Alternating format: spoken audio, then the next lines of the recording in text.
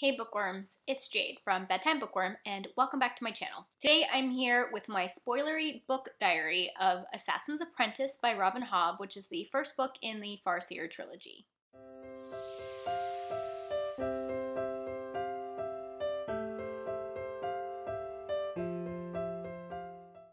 That's right, this is a book diary. I haven't posted a book diary in a very long time, and for those of you who don't know what my book diaries are, basically it is a really in-depth video going over all of the plot points in a book and what I think of plot developments as they happen. So this video is definitely made for people who have already read the book, so don't watch this if you haven't read the book yet. Usually when I do like a book spoiler video, I like to do a non-spoiler review to go along with it so that like everybody has something to watch if they want to watch a review, but I don't have a spoiler-free review for this book. The footage you're about to see is actually really old. I read this book back in February and I filmed this footage live as I was reading the book. I just never got around to editing it because, as you can see, it's a lot of footage. Book diaries always end up being a lot of work, and that's kind of why I've stopped doing them. They're just very labor intensive. But I had this one already filmed, and I honestly had already edited half of it, so over the last couple of weeks, I've finished editing this video, and it was actually really good timing because I was editing this as I was reading the last book in this trilogy, which is Assassin's Quest, which I just finished like last weekend, and I loved it so much. So it was really fun to reminisce on my thoughts and experiences while reading the first book in the series, while reading the last one and seeing like how far the characters have come and how my predictions for things have like panned out. I'm sad to say that this is probably going to be my last book diary that I'm posting, at least for a very long time. I do have a bunch of Wheel of Time book diaries like half filmed, but I don't have any of them completely filmed, and at this point I read the books a while ago. So I don't think any of those will actually ever get posted, but I really loved putting this book diary together, and I really hope you guys enjoy it, or at least the people who have read this book and can watch it. Anyways, I think that's most of the introduction that this video needs. It is a spoilery video that goes over a lot of the plot points. It can serve as like a recap, but it also serves as my diary of my experience reading this book. If that sounds like something that you're interested in watching, then stay tuned. Also, if you like this video, be sure to give it a thumbs up and subscribe to my channel for more bookish content. And let me know down in the comments section what you love so much about this book. Hey guys, so I wanted to check in with my early thoughts on Assassin's Apprentice so far. So I have read, I think, up to chapter 5. In the first couple of chapters, I got really excited when I realized that Fitz was developing some sort of supernatural relationship with an animal, with a dog. I love having the like animal familiar trope in books because ever since I was a small child, I wished that I could talk to dogs or other animals. So that's like one of my favorite things to see. So I was getting really excited to see that developing in the first couple of chapters. But then, of course, the end of chapter 2 broke my heart. I did see it coming a few pages. I think I was listening to it on audio, so it's hard to know, but it felt like a couple pages before it actually happened. I could see the direction it was going, and I was just like, no, please, please no. And it went there. And after reading that scene, I did kind of look up some non-spoiler reviews, and apparently dog death is something that happens multiple times in this book. So I'm glad that I looked that up so that I can like ready my heart for that, because I am a big animal lover. I have 2 dogs, and any sort of dog death in books always guts me.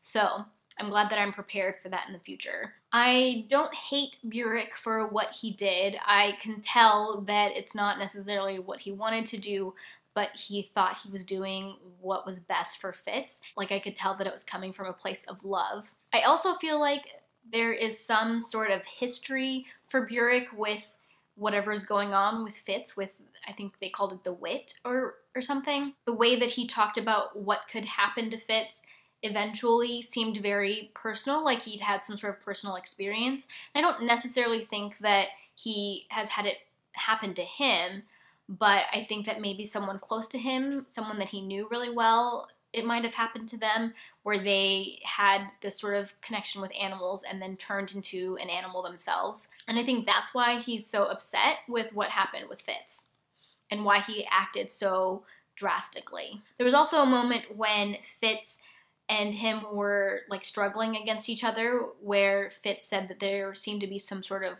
wall that he ran into with Burrick. And so I kind of think that maybe Burrick also has this magic or whatever it is, some form of it, which I thought was really interesting, and I'm hoping to find out more about that. And then in chapter 4, we meet Shade. For some reason, when I read about Shade, I imagine the wizard from the Disney cartoon The Sword in the Stone, like the one who's Merlin.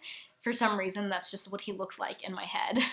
I was sort of waiting for this to happen. I mean, I didn't exactly remember who Shade was or how Fitz learns to be an apprentice, but obviously the title of the book is Assassin's Apprentice, and so I was waiting for him to start learning about how to be an assassin. So I was really excited to see that get started. Shade is definitely an interesting character.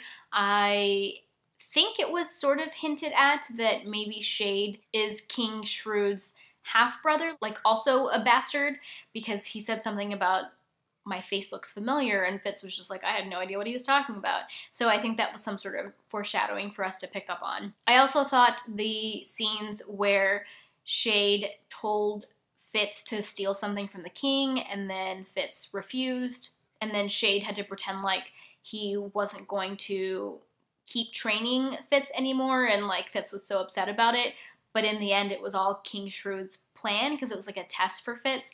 That was a pretty interesting part of the book. You get to learn more about both King Shrewd and Shade through those interactions, because obviously Shade didn't like doing that and wasn't comfortable with it, but King Shrewd lived up to his name, I guess, and, you know, wanted to test Fitz. But in the end sort of also apologized for it too, which I thought was interesting. I think those are all my thoughts as far as like plot things that have happened so far. It is a very slow moving book, and I've heard a lot of people say that this series is very character focused and not necessarily plot driven. I could totally see that. And I think as far as writing style, I like it. I'm reading this as a buddy read, and a couple people have commented on like the pacing and the writing style being a little more slow moving. I think one way that I put it to the group was that when I'm listening to it on audio, which I've mostly listened to it on audio so far and read a little bit of it in my ebook when I'm going to bed, but when I'm listening to it on audio, I don't really have a problem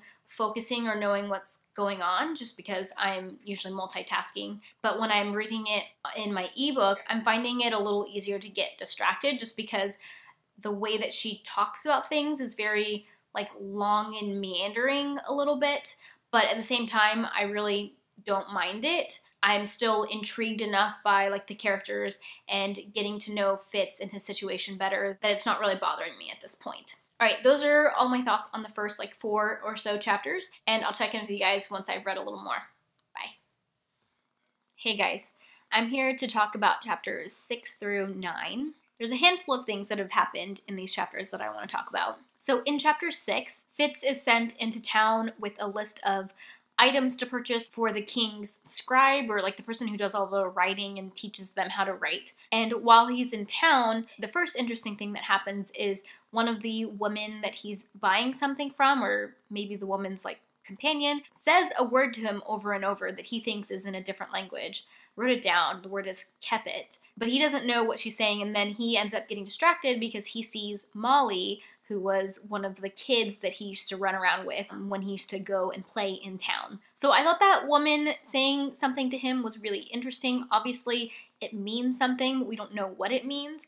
I think that maybe she knows his real mom and like recognized him from before he was taken away, but obviously that's just a guess. I love that he ran into Molly again and that she is doing a lot better. It sounds like her dad isn't doing better, but in turn, that's a good thing for Molly. And she's gaining quite the reputation of being like a really good candle maker. So that made me happy, and I was glad to see them sort of rekindle, I guess, a friendship maybe, and I wouldn't be surprised if it turns into romance at some point. On his way back from going to town, Fitz runs into his uncles and finds out that his father has died. And in response to this, Burrick shaves Fitz's head, which apparently is how you would mourn your father in this society. Shade actually says that he wishes Burek hadn't done that because he doesn't think it's a good idea to draw attention to the fact that Fitz was Chivalry's son. And I think this is the point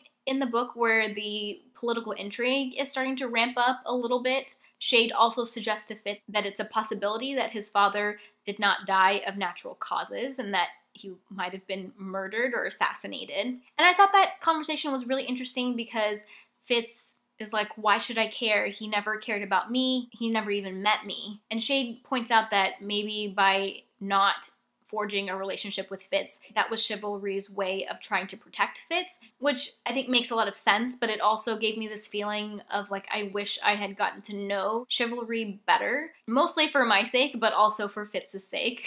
It sounds like he was a really good man and would have made a really good king, and I wish we had been able to see more of him. We also have a quick encounter with the King's Fool, who I know is an important character from my previous read, and like I've heard people talk about the Fool before. The Fool says something to him that doesn't make any sense to me. It doesn't make any sense to Fitz either, but I'm sure that it will hold some meaning later, or at least hold meaning like on a reread. Fitz is given his first real mission. He's supposed to go with Verity to meet with this duke who's not posting some watches that he's supposed to, and it's allowing brigands to break through and, you know, raid certain parts of the country or whatever. When he is sent on this mission, his undercover role is basically to take care of this really old lady named Lady Time. And I wish I had filmed this clip before I read a couple more chapters after that, because when I first met Lady Time, my first thought was that I thought it was Shade in disguise, and I'm sure some part of me remembered reading that previously, because later we do learn that it is Shade in disguise. But even when I was reading it and I guessed that,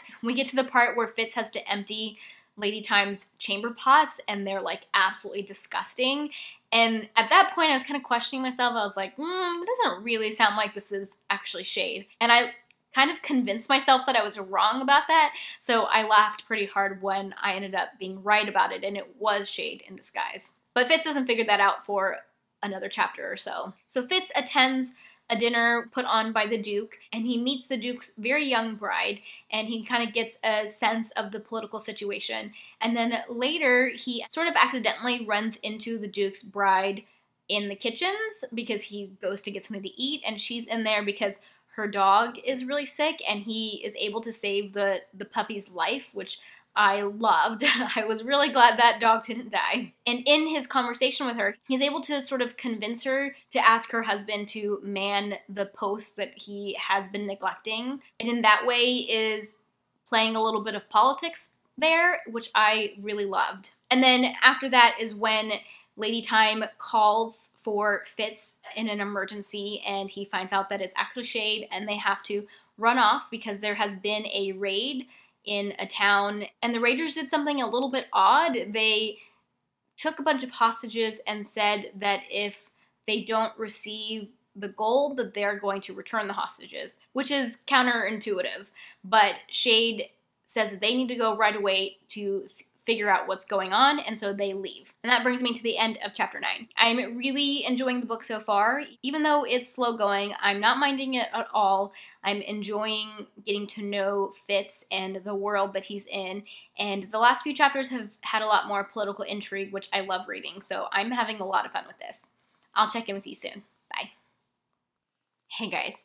I am about to get ready to go to bed, but I read through the end of chapter 15 today, and I thought I would just catch you up real quick on some of my thoughts. So in these chapters that I read, Fitz meets a lady in the castle, or is it a castle that they're in? I'm not sure. The keep, I guess. And she has a couple of weird interactions with him and is asking him all these weird questions about things that he's learning and stuff like that. And then later we learn that that is actually Lady Patience, who was Chivalry's wife. And literally when we found out who she was, I was like, because it made so much sense why she was asking all those questions and why the encounters were so awkward. But apparently Lady Patience wants to take Fitz under her wing, and she wants him to be recognized as Chivalry's son. So Fitz starts to come to her because she wants to teach him things. She gives him a puppy, which was really exciting, but I was also really scared that this puppy was going to die. I'm still scared that the puppy is going to die at some point, but at this point, Burek has found out about the dog and hasn't killed it, so that's good. So Lady Patience has convinced King Shrewd that Fitz should be trained in the skill with a capital S, which sounds interesting. It sounds like it's similar to the wit, only has to do with reading people a little bit. Oh, actually, that reminds me, I don't think I talked about how we found out about forging. Basically, we found out that these raiders are doing something to the people that they capture, and these people are becoming like bad people after the raiders let them go. They seem to have like lost all their humanity and are like stealing things and raping people and just like being in general bad people, to the point where some people would rather that they die rather than become forged. So that's kind of interesting, and Fitz does encounter some forged people when he's with Shade, and he notices that he can't feel them the same way that he can feel normal people, and this is the first time that Fitz even realizes that he can sense people in this way and that not everyone else can do that, which was interesting. So it seems like the skill is similar to that, but different, and he's learning it from this guy named Galen, who apparently hates Fitz, and I hate Galen. He seems like a really terrible person. He's beating these kids, and I don't like it one bit. We also have a couple of really interesting interactions with the Fool in this section. The Fool has said a few things to Fitz that don't really make sense, and we're also, with some of these like little snippets before the beginning of chapters, learn that it's possible that maybe the Fool can tell the future, and there's a lot of mystery surrounding like what he is, because he doesn't seem to be 100% human. And Shade tells Fitz not to tell anybody that the Fool has taken some sort of interest in him, that the Fool has talked to him, because apparently the Fool doesn't talk to just anybody. The Fool even goes so far as to say that he considers Fitz to be a friend, because after Galen beats Fitz up and Fitz wants to give up and not continue to try and learn the skill, he thinks he's not good enough and then he can't do it. The Fool convinces him that he should, and actually asks him if he would continue to train if the Fool asked him to do it as a friend, which was pretty interesting. We also learned that Burek got really mad at Galen for beating Fitz up like that, and they had some sort of altercation, and I think Galen got beat up by Burek. At this point, I absolutely love Burek. I think he makes a really great father figure, and he is, doing everything that he can to take care of Fitz the best way that he can, and I love him with all of my heart. All right, those are all of my thoughts so far, and I'm going to keep reading because I am really enjoying this book. I'll talk to you later. Bye. Hey guys. So I have finished through the end of chapter 18, and I have a few thoughts to share. So I think I ended the last clip by talking about how Fitz was convinced to go back and continue training with Galen, even though Galen had kind of broken him and he thought that he couldn't use the skill. He is convinced to go back and try again, but he never seems to really get the hang of it. In chapters 16 or 17, they are doing their final test with the skill, where all of the people in the coterie or who have been training with Fitz and Galen are all sent to different parts of, not the world, but where they are. Galen says that he's going to contact them through the skill and tell them how to come back to the palace or to the keep. Well, Fitz ends up being left close to Forge, and he recognizes the area because he's been there before. And only one night into this test, he has a dream from his dog. He basically is seeing from the dog's perspective, and he sees Burek being stabbed multiple times and falling down the stairs. And then the dog, Smithy, is that his name? He also gets stabbed multiple times. And oh my gosh, I was so gutted during the scene, just reading about Burek getting stabbed and Fitz basically watching it happen but not being able to do anything, and then the dog getting stabbed over and over again. It was just so heartbreaking, but I had a little bit of hope because the dog didn't die right away, and I just feel like Robin Hobb was playing with our hearts because he didn't die right away, but he still died. It was just so heartbreaking. I mean, I kind of expected it, but it was not easy to read. Anyways, after this happens, Fitz is like, well, screw this test. I need to get back to the keep right away. I need to get to Burek and right after it happens, he's like, I need to get to Smithy and try to save him. And so he finds his own way back to the keep. And when he gets there, he finds out he's like the last one to show up, and he failed this test that Galen was giving him. He goes to Burek. Burek is alive, thank goodness, and they end up talking about the test. Burek finds out that Fitz had this special relationship with the dog, which I think he already had sort of suspected, but what Burek gets really upset about is the fact that Fitz left his test to come back, because I think Burek felt like Fitz was choosing the wit, which is like the bad magic, over the skill, and he basically like disowns Fitz and says, I don't want to see you or talk to you anymore, I'm done with you, which was so heartbreaking. I mean, first the dog dies, and that was heartbreaking, and then Burek basically disowns Fitz, and I felt so bad for him. I know one complaint a lot of people have about this book is that it's like all like woe is me when it comes to Fitz, and that's true, but I at this point adore Fitz, and I feel like I know him so well, and I just feel so bad for him for what he's going through. After this, I feel like Fitz kind of goes into like a deep depression. He just feels like he doesn't have any purpose anymore, and he's kind of just like going through the motions of his life. Shade, or maybe it's King Shrewd, or maybe it's King Shrewd through Shade, asks Fitz to start helping to take care of Prince Verity. Prince Verity has been using the skill to protect the kingdom. Both the wit and the skill seem to be like soft magic systems. We don't really know that much about it, but what I've gathered about the skill is that it somehow lets you influence other people's minds, as well as like read their minds and invade their minds if you're able to do that. And so Verity has been basically disorienting the ships or leading them astray or leading them into storms and stuff to try and prevent them from attacking the kingdom. But this is taking a lot of strength from Verity, and so Fitz is enlisted to try and help take care of him. He brings him food, he takes care of his dog, reminds him to change, I guess. And through this, Verity and Fitz grow a little closer. Then something really interesting happens. Fitz, I think, like falls asleep or takes a nap in the same room as where Verity is working, and when he wakes up, they start talking, only they're not really talking. Verity is accidentally like using the skill and conversing with Fitz within his mind. And this really surprises Fitz because he thought he was a complete failure at the skill, and he's surprised that Verity is able to do this. And this is where things get really interesting. And I gotta say that when Fitz was so convinced that he was failing at the skill and like wasn't going to be able to master it, I was surprised because I felt like he had been making progress, but then the book just kept saying over and over that like he couldn't do it, and I was like, oh, well maybe I just imagined that he was making progress in the skill and maybe he really wasn't. But no, I was right, he was, because what we find out is that Galen had basically used the skill on Fitz to convince him that he couldn't do this.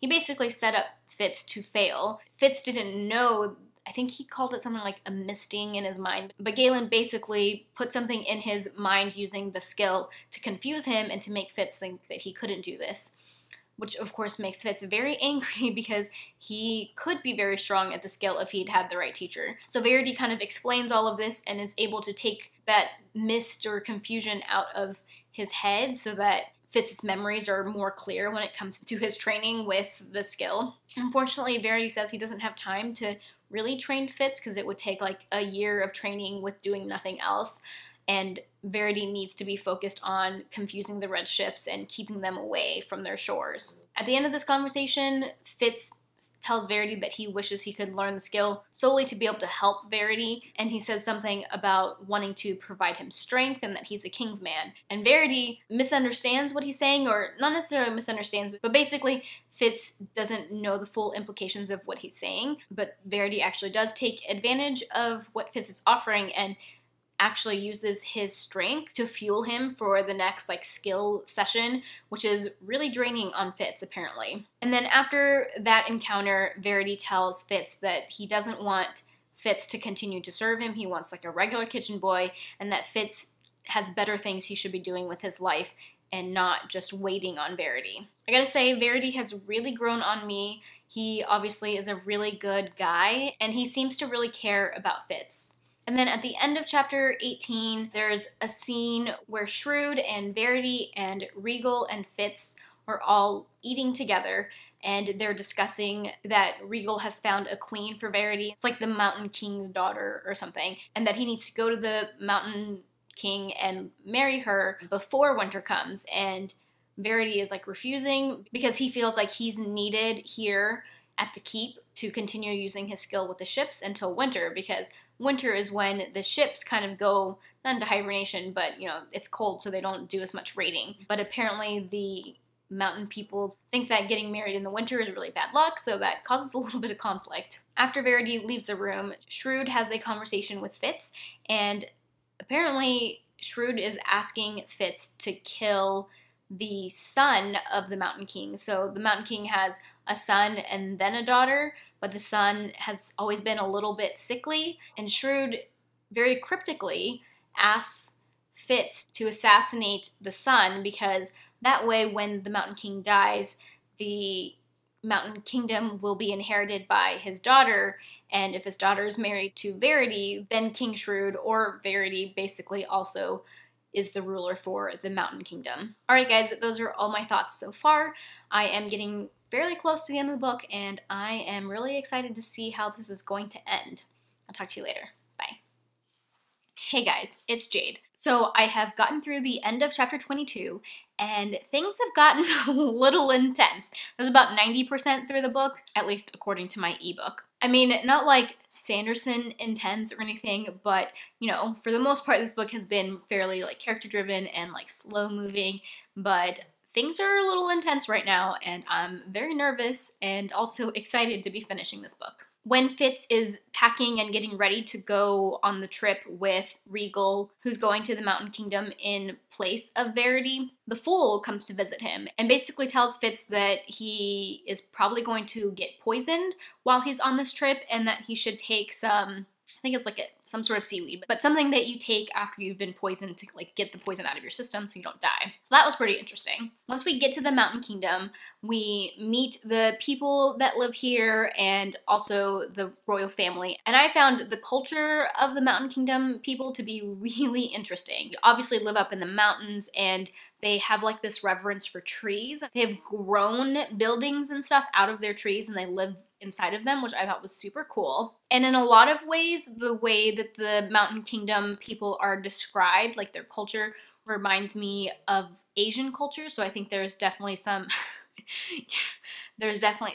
Asian inspirations there. But at the same time, I was also reminded of Viking sort of cultures, partially from their physical descriptions. You know, they're really big and tall, muscular, very fair and blonde, but also they see like medical illnesses and things as a weakness. So I thought it was kind of cool to see sort of like a mesh between an Asian type of culture and a Viking type of culture. So we meet the prince and the princess. The princess says something very interesting to Fitz, like directly to his face, that basically Regal had told her when he was drunk, apparently, that Fitz was trained as an assassin, and that if either Fitz or Lady Time came to the Mountain Kingdom, that they were there to kill her brother. And so she says this to his face, and Fitz doesn't know what to say, so he kind of pretends like he doesn't understand what she's saying. But this is obviously a big problem, because that's sort of the plan. And then the next day, the princess is taking Fitz on a tour and is showing him a bunch of different plants in their garden, and basically what the Fool said came true, because she poisoned him, and Fitz is able to recognize it pretty quickly, goes back to his room and takes the seaweed or antidote or whatever it was that makes him get really sick. It basically purges his system, but because of that he's able to survive the night. And in the morning, the prince bursts into his room because apparently his sister had just told him what she did, and he was very upset. He didn't want Fitz to die. And they have, you know, an interesting conversation about, like, if you're really here to kill me, well, now I know, and you know that I know, so, like, you probably shouldn't kill me, which I thought was hilarious. And I, within these few chapters, really grew to care about or appreciate both the prince and the princess. And then the wedding ceremony starts. Apparently it takes multiple days of festivities and stuff. And one evening, Regal calls Fitz to him and basically tells Fitz that he needs to kill the prince, and Fitz tells him, actually, it turns out that they already know that I'm an assassin, so it's probably not a good idea if I still kill the prince. And Regal's like, I don't care, you should still do it.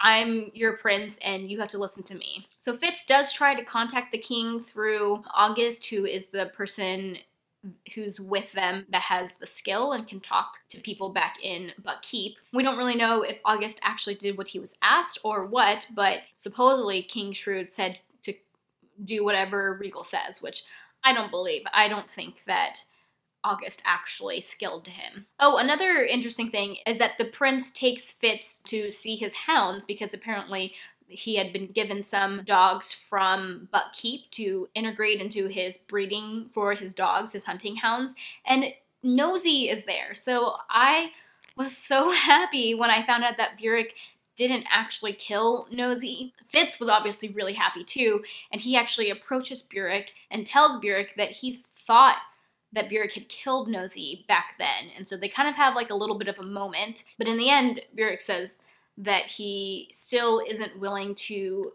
have any... Burrich says that he still really isn't willing to have any sort of connection with Fitz as long as he's still okay with using the wit and talking to the animals. So while I was happy that they sort of made up, they obviously didn't really make up. Burrich isn't willing to completely forgive. I mean, it sounds like he's willing to forgive Fitz as long as Fitz is willing to no longer do it, and Fitz doesn't see it as a bad thing, and he's not willing to do that. So they're still kind of at an impasse. And then things get really interesting. So on the next evening, Fitz goes to meet with Regal as he was told and is given a powder that he's supposed to use to kill the prince. Fitz feels very trapped because he's a king's man and feels like he has to do what his king has said, but he also knows that killing the prince this way is not a good idea because everybody's going to know what's going on. And he thinks that either way, no matter what he does, he's a dead man. So he goes and he tells the princess, or actually he asks the princess, if I kill your brother, what are you going to do? She says that she's still going to marry Verity because she's already started the process and it's what's best for her kingdom. So then he goes across the hall and knocks on the prince's door, walks in and, tells the prince, hey, I'm here to murder you. So this is the poison. I'm going to put it in your wine. And they laugh about it. And the princess storms in and is like, what are you doing? He just told me that he was trying to murder you. And so then they start drinking out of Fitz's cup. Well, I thought everything was going fine. And then all of a sudden, the prince actually starts to seize up and is dying. One of Regal's men bursts into the room and accuses Fitz of trying to kill the prince. Fitz realizes that Regal has sort of outsmarted him and poisoned the actual wine that they both drank, knowing that Fitz may or may not have actually gone through with putting the powder in. And so now Fitz is also poisoned, but he didn't drink that much of it. So Regal shows up, they take Fitz and, tie him up and hide him somewhere. Sometime during that night, the prince does die, and Nosy is howling because he's, formed a bond with the prince. He knows that he died. Nosy comes to find Fitz and is kind of comforting him and then tries to he does chew through his ropes to set him free, but Fitz is so sick and so weak that he can't do anything. Burrich comes to find them, and they have an interesting conversation where, well, obviously Burrich is like, I don't know what's going on. Who are you? What are you? You're obviously not just the bastard that I thought you were. Oh, and while Fitz was really ill, he apparently, it's not said outright, but I think it's pretty clear that he is able to let go of his walls and stuff that he built up and is able to skill, and he's able to listen in on some conversations that he's not supposed to hear because he learns that Verity is in danger, and he learns that by people I mean Regal, is plotting to kill his brother. So Fitz tells Burrich that I don't really have time to explain right now, but Verity is in trouble and I need your help. And then that's how that chapter ends. It was 12:30 last night when I finished reading that, and I could not stay awake any longer. I only have like an hour of the audiobook left, and I'm about to go listen to it right now. I'm actually getting ready to leave on a trip, like a road trip, so I don't think I'm gonna be able to film my final thoughts before I leave. I'm not gonna have time, but I'll either film my final thoughts on my cell phone later, or maybe I'll just, have the weekend to think about it and tell you my final thoughts on Sunday when I get back from my trip. But I am very nervous about this ending. I mean, I know that Fitz isn't going to die. He has multiple books after this that he's the main character of, but just to see how it plays out, I would like to think that he's going to be able to save Verity. I really like Verity as a prince. I think he's going to make a really good king. I know that Regal won't make a very good king, and he's totally planned all of this. Poor Fitz, I wish he had been able to figure it out ahead of time. And I also hope that Burrich is able to mend his relationship with Fitz. Oh, something that I forgot to say is when Burrich came and found Fitz, Fitz is like, "How did you find me?" He's like, "Oh, I heard Nosy howling." And Fitz is like, "I don't think you heard him howling. You felt him, didn't you?" And Burrich says that being able to sense an animal isn't the same thing as using the wit. So that was really interesting. I was kind of onto something when I thought that Burrich had some sort of past with the wit. He knew more about the wit than he was letting on. It seemed very much like a personal thing when he said he didn't want Fitz to use it. So while we still don't know the full story, we know that Burrich at least has some capacity with the wit. Okay, those are my thoughts right now, and I will check in with you when I finish the book, whether that's later today or after the weekend's over. We'll see. I'll talk to you later. Bye. Hey guys. I'm here to talk about the very last bit of Assassin's Apprentice. I ended up not finishing the book on the day that I said I was, but I'm finally finished with it, and I'm here to tell you the last bit of what happened and what I thought about it. So after Burrich finds Fitz in the barn or wherever he's tied up and was left or dumped by Regal, the two of them are trying to figure out what they can do and how they can save Verity. And during that conversation, we learn a little bit about the earring that Patience had given to Fitz before he left Buckkeep. It was apparently an earring that Burrich had given to Chivalry years ago as a gift. And at first Burrich is upset that Patience gave it to Fitz because he was like, she has no right to do that. But then in the end he was fine with it because obviously he likes Fitz. So that was an interesting tidbit of information. While they're trying to figure out what to do, Jonquil, who is the queen's aunt, I believe she's sister to the king of the mountain, finds them. So she comes and tells Fitz that she doesn't believe that he was involved in the murder of her nephew because what kind of poisoner drinks his own poison, and that she has somehow convinced the princess that Fitz was not involved and to forgive him. So she helps Burrich take Fitz back to his room. They get to his room and find it completely ransacked, and Jonquil is like, I didn't do this. So Fitz thinks that maybe it was Cobb or someone else who's working for Regal who had gone through his room and apparently stolen his box of poisons that he had. Well, Jonquil gives them some food. Both Fitz and Burrich are trying to eat a little bit when August shows up with a message from Verity and a message from Regal. So the message from Verity was pretty interesting. Something along the lines of draw strength from the people around you, but he worded it in a way where it sounded like he was disappointed in Fitz from August's point of view, but Fitz understood an underlying meaning to what he was saying, I think implying that Fitz should try to use the skill to contact him. And at this point, Fitz was just happy to hear that Verity was still alive and that the plan that Regal has hadn't gone through all the way yet. And then apparently August is summoning Fitz to his room. So Fitz and Burrich are both taken to where Regal is, which is in the baths. And as soon as August leaves them there, Regal has Burrich knocked out, like he's hit on the head and he's laying on the floor bleeding, and the person who knocked him out tells Regal that Burrich is dead, which ends up not being true, and I was really happy that Burrich didn't actually die. And then he takes Fitz and is threatening him. Fitz basically says, like, how many people do you think you can kill and get away with?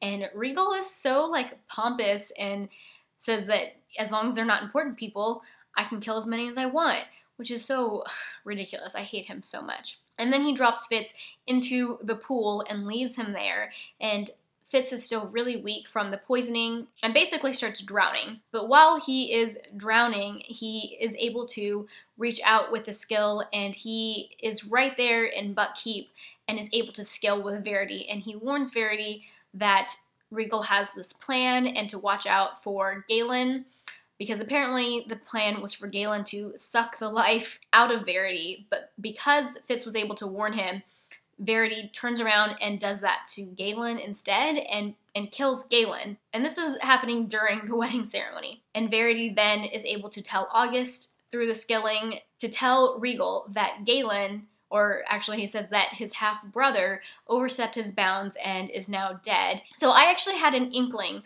that Galen was the half-brother of Regal, but I kind of had put it out of my mind. Like, I told myself I was wrong, because if a queen has a bastard or another baby, that's like not something you can keep a secret, right? Like, if a guy has a bastard, he's not carrying the child for 9 months. So I thought I was wrong, because I thought that if a queen had a bastard, that it would be really obvious and people would know about it. So I don't know, I was kind of happy that I wasn't wrong, that I was onto something about Galen. Apparently he was the queen's bastard, and him and Regal were in cahoots together to kill Verity so that Regal could be king, and apparently Regal really wanted to marry the princess too. Anyways, I was so happy that Verity made it out of this. Like I said in my last clip, I really wanted him to be king and to survive what was going on. I'm a little bit sad that Regal is still alive, but I'm sure that that creates a lot of conflict in the future books. That's basically the end of the book. After this, Fitz does wake up, and he takes months and months to recover from this, and he stays with the mountain people and is healing there along with Burek. And then the very last paragraph completely gutted me. I was listening to the audiobook, just walking around my room, like cleaning things up, and I literally stopped in my tracks and just started bawling. Even though we knew Fitz had somehow survived from the pool, it wasn't made clear until literally the last paragraph before the epilogue how he survived, and it was because Nosy had found him and pulled him out of the pool. I'm like getting teary-eyed just talking about it, but dog deaths always get to me, especially when it's some sort of like sacrifice. And I was angry at the end because I just felt like it was so unnecessary. I mean, obviously somebody had to have saved Fitz, but why couldn't it have been Burek? He could have just woken up. Like, I was so happy to find out that Nosy had actually survived all of these years, and then to have him die at the end, pulling Fitz out of the pool. They said that they found him with his head on top of Fitz. I don't know why I can't even just like talk about this without getting teary-eyed, but that's just how I am when it comes to dog death. Like, I just have such a hard time doing that. I actually just talked about this recently, although when this video goes up, it won't be recent anymore, in a World Hoppers video about tropes we don't like. But I talked about how animal companion deaths, especially when they like sacrifice themselves for someone, just really hurts me. And it happened at the end of this book, and it was like the very last paragraph, which just really upset me because I just felt like it was unnecessary. And then we have the epilogue, which is basically, I guess, in like present time. I guess most of this book has been told in the past or whatever. We've gotten these little glimpses at the beginning of every chapter from an older Fitz, and the way that this ends, I don't know, I think these little glimpses into Fitz's future are really interesting and compelling as far as me wanting to know how Fitz gets to be that future self. And I think that one day when I finish the whole series, I don't mean just this trilogy, but all of the future Fitz books too, reading these little bits of Fitz's future self in these earlier books is going to be like a cool thing. So that is the whole book. Overall, I really enjoyed this book. It is definitely very character focused and on the slower side of things, but I personally didn't mind it. I really enjoy Robin Hobb's writing style, and she's just able to really pull me in, even though there's not a lot of action or even like plotting and scheming going on.